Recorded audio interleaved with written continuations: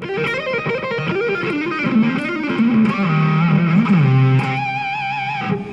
Joe Satriani, and I'm going to show you 10 tips to make you a successful guitar player.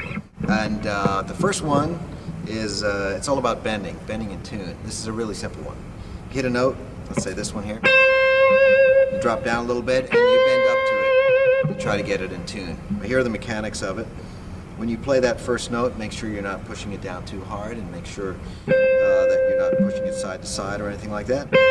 Drop down, grab the neck, make sure the neck is sort of filling up this space right here, and your fulcrum point for rotating your forearm is going to be right there.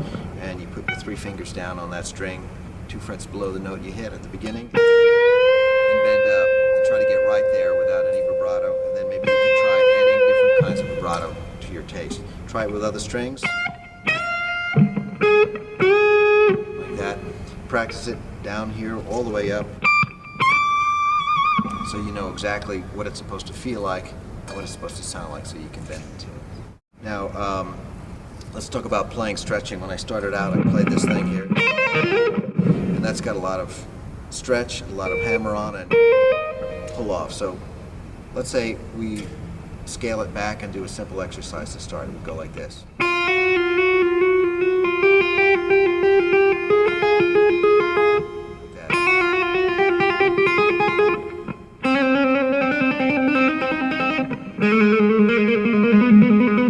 Now, a variation on that would be to stretch your first 2 fingers, your third, and do that on every string, and then experience it further up the neck. You combine that strength building with this kind of an exercise. And this.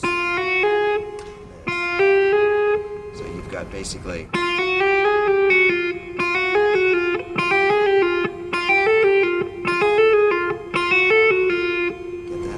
variations there. One other thing I used to have my students do was the same kind of hammer-on exercise where you didn't have to worry about what key you're in. It went like this.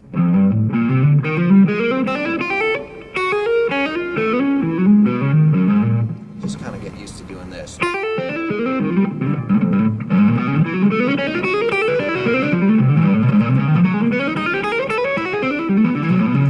Just to build up your strength. Eventually, when you get around to playing scales, you apply all this flutter strength and coordination and that kind of stuff, and this to scale. This is a great exercise for warming up. I'm not really warmed up right now, so you'll get to see somebody warming up right now.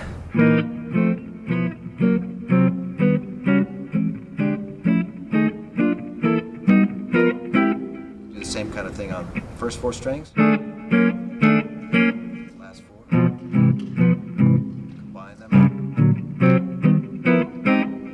First couple of strings. Sort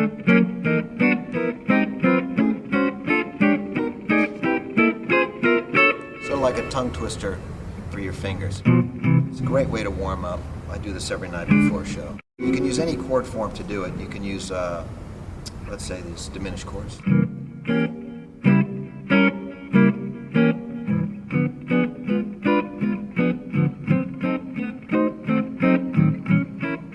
So on and so forth. Again, the idea is to stay loose, work away any kind of tension, don't play if it hurts, and move with as much economy as you possibly can. That's the idea. Here's one that I used to like to do.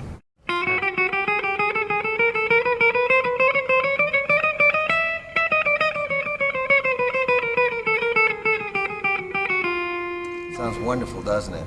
I learned this from a guitar player named Billy Bauer, famous jazz player, and it's a great way to work out picking and fingering that's slightly unusual, not part of your normal idiomatic, rock kind of styling. And when you do it on all the strings, it takes on a whole new sort of technique of its own, because you find you have to lift up your fingers in a different way because of the size of the string, and then as you go up, same thing. When you get to the top or halfway up, let's say at the 12th fret, when you go backwards, this whole movement like this here is essential, because it's really teaching you that there's lots of ways of getting fingerings to work out, even though they may look awkward. There's a way of getting it together where if you practice it enough, it becomes natural to you. Now, to get out of the box of doing scales in just 2 octaves and 3 octaves, something that I learned from Lenny Tristano, the great Lenny Tristano, was not to worry about the timing of when you're playing scales, but really just try to cover the entire neck. So let's say if you're doing this E major, you really wanted to see me play all the way up as far as it could go and all the way down. Didn't worry about timing or fingering. The idea is to be able to look down at this neck and really see every key that you want clearly laid out with any number of paths available to you. Another way of doing that would be maybe, let's say if you're practicing an E, is to let that low E ring. Keep hitting it as your pedal point and try to improvise around the E major scale. Now if you don't know how to get around or visualize the whole neck, just sort of zone in on a couple of those 2 and 3 octave fingerings that you find in a book.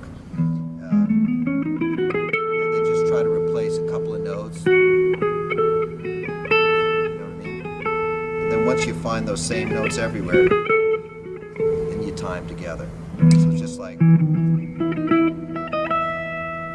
learning how phrases in different octaves fit on the guitar. You'd have to do the same thing with the other note phrases. 1, 2, 3, 1, 2, 3, 1, 2, 3, like that. And then slowly you start to put it together. I like the improvising method because it still keeps you in the creative mode. It keeps you out of that just practicing and not listening kind of style, which I don't really like.